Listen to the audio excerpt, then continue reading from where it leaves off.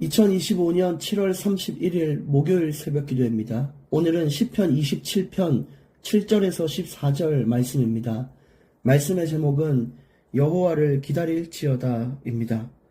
오늘 7절 말씀부터 보시면 여호와여 내가 소리내어 부르짖을 때에 들으시고 또한 나를 긍휼히 여기사 응답하소서.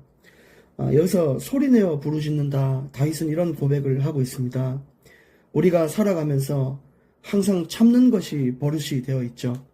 사람 앞에서 또 현실 앞에서 또 남자는 뭐 참아야 된다 뭐 이런 이야기도 많고요. 또 네가 나이가 몇인데 그렇게 어리광을 부리냐 이런 다양한 인식들이 사람들을 점점 참도록 만들고 또 마음의 병이 쌓이도록 만들어 오고 있습니다. 물론 우리가 그것이 필요하기 때문에 이 세상에 만들어진 어떤 가치관이라고 볼 수 있지만 우리가 살아가는 세상은 비록 이 땅에 살고 있지만 우리는 하나님께 속한 자로 살고 있기 때문에 하나님이 주시는 가치관을 따라 살 수 있어야 됩니다. 그래서 이 세상의 기준에 맞춰서 우리가 사람들 앞에서는 좀 참고 견딜 수 있지만 우리가 하나님 앞에서는 참아서는 안 되는 것이죠. 그래서 하나님 앞에 늘 소리내어 말하고 힘들고 어려운 것들을 말하고 맡기고 나를 불쌍히 여겨달라고 소리치고 이런 부분이 우리 인생에서 가장 필요한 부분 중 하나입니다. 그렇게 할 때 이 땅을 살아갈 힘이 주어지고 하나님의 인도가 있고 또 하나님이 나를 긍휼히 여기사 나를 다시 일으켜 세우신단 말이에요.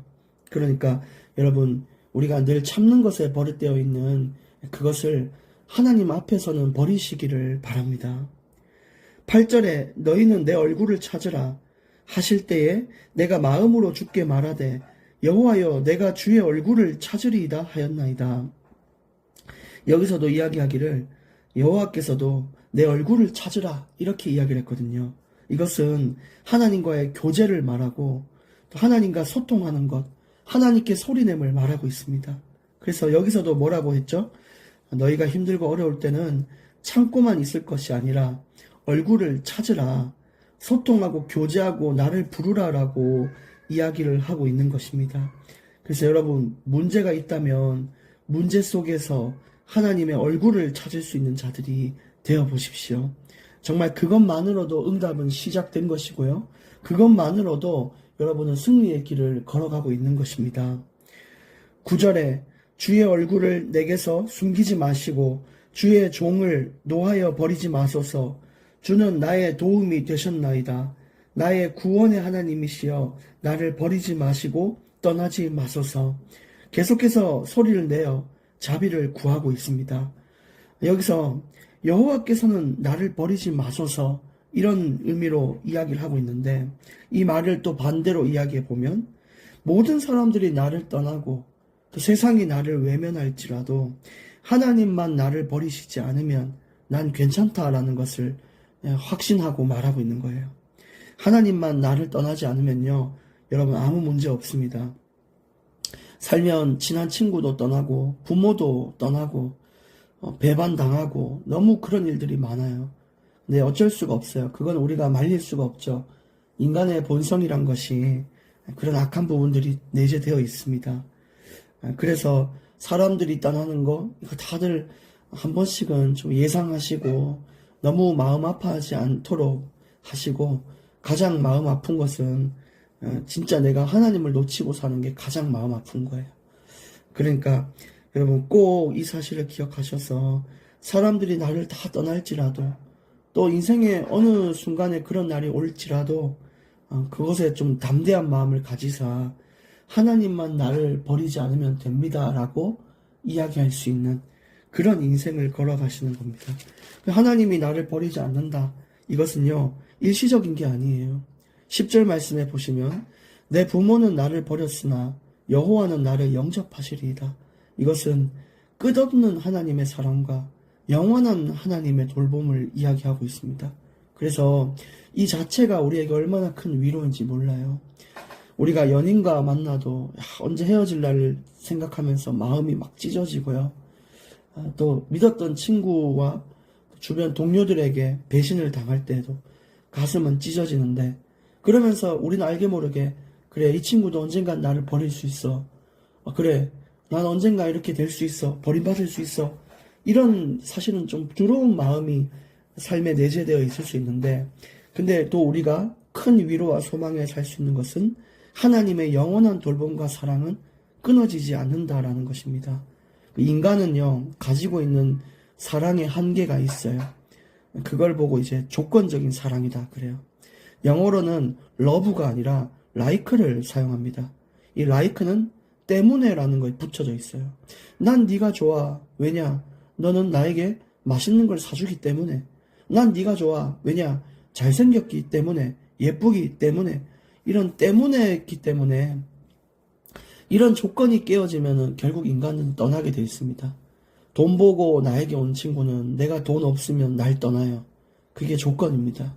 그래서 우리가 갖춰야 될 것은 하나님의 사랑, like가 아니라 love를 갖춰야 되는 거죠. 그 love는 조건이 없어요. 우리가 잘나서 대단해서 뛰어내서 공적이 많아서 우리를 구원하신 게 아니라 그냥 내가 하나님을 바라보는 그 사랑, 내가 하나님을 믿고 의지하는 그 중심을 보시고 그 이후로는 조건 없는 사랑을 주셔요. 내가 약하고 연약해도, 내가 하나님을 실망시킬 때가 있어도, 내가 남들보다 못나고 내가 남들보다 가난해도 하나님은 나를 사랑하십니다. 그게 러브, 조건 없는 무조건적인 사랑입니다. 우리도 이걸 배워야겠죠. 우리도 이걸 세상에 널리 실천할 수 있어야겠죠. 근데 우리는 벌써 하나님께부터 조건을 달아요. 하나님 나에게 이런 지금 빚이 많은데 이걸 갚아주십시오. 내가 나에게 빚을 갚아주기 때문에 하나님을 사랑하고, 또 단지 내가 뭔가를 이용해야 되기 때문에 하나님을 사랑한다. 그러니까 응답 안 주면 실망해서 떠나고, 교회에서 조금 문제 생기면 떠나고, 여러분 그게 다 조건이에요. 우리가 언제 조건 보고 살아간 게 하나님 주신 삶이 아니잖아요. 그러니까 내게 응답이 없어도 하나님을 사랑하고, 내가 어떤 인정을 못 받아도 하나님을 사랑하고, 이런 조건적인 사랑, 우리가 진짜 배워야 될 사랑입니다. 우리가 그런 사랑을 기억하십시오. 하나님도 다 나를 버렸을 때 조건 없이 나를 사랑하고, 내가 죄인 되었을 때 우리 삶에 오셨어요. 남들은 보니까 로또 당첨되면은 10년 전에 연락 끊던 친구가 연락 오고 이런다는데, 또 연예인 돼서 인기 많으면 몇 년 전에 연락 끊었던 친구가 연락 오고 부모가 연락 오고 이런다는데, 여러분 그런 조건 있는 사랑, 우리가 배워야 될 사랑은 아닙니다. 그러니까 우리는 참된 위로와 희망이 있죠. 하나님의 조건 없는 사랑이 오늘 또 우리를 따르고 있는 것입니다. 11절 12절 보겠습니다. 여호와여 주의 도를 내게 가르치시고 내 원수를 생각하셔서 평탄한 길로 나를 인도하소서. 내 생명을 내 대적에게 맡기지 마소서. 위증자와 악을 토하는 자가 일어나 나를 치려 함이니이다. 그 인생에 어려움이 와도 평탄한 길로 가게 해달라, 이런 고백을 했어요.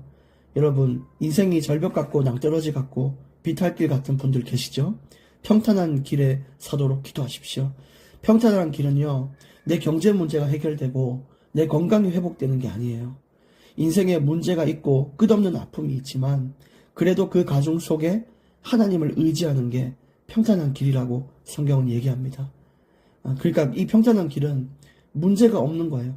근데 우리가 눈에 보이는 문제, 이런 것들은 계속 있겠지만 결국 그 문제가 나를 무너뜨릴 수 없고 내 인생을 망가뜨릴 수 없고 하나님과 나의 사랑을 끊을 수 없다라는 거죠. 그게 평탄한 인생이에요.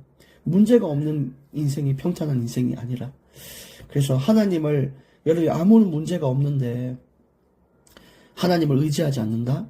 그게 사실은 잘 나가는 불신자들 중에 그런 사람들 많잖아요. 그런 사람들은 사실 자신들이 절벽에 있다는 걸 모르는 거예요.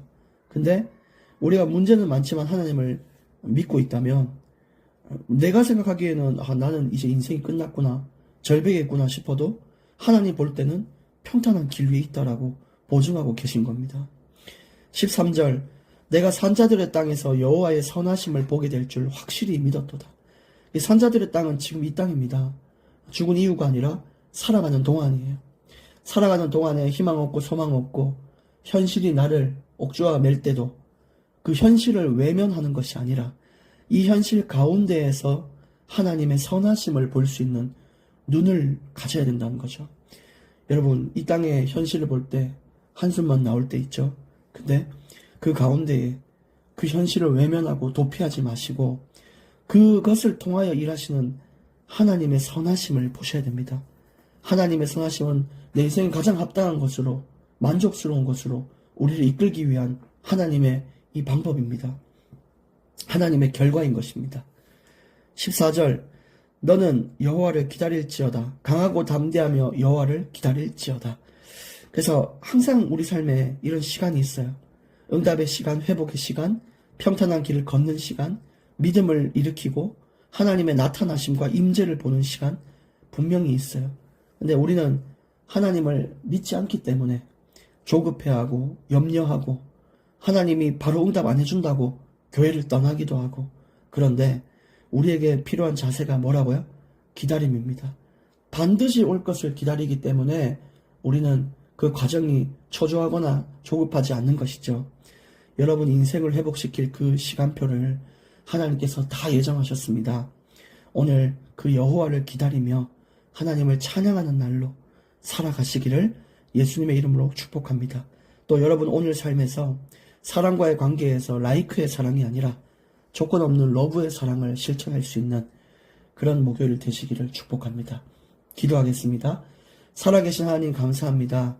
세상 모두가 나를 외면하고 어려운 환경이 나를 무너뜨리려고 할 때에도 그 가운데에 선하심으로 역사하시는 하나님을 보게 하시니 감사합니다. 담대함으로 여호와께서 주시는 인생의 시간표를 기다리게 해 주시옵소서. 오늘 또 평탄한 길로 걸어가게 해 주시옵소서. 오늘 또 우리를 긍휼히 여기사 주의 나타나심을 보여주시옵소서. 예수님 이름으로 기도합니다. 아멘.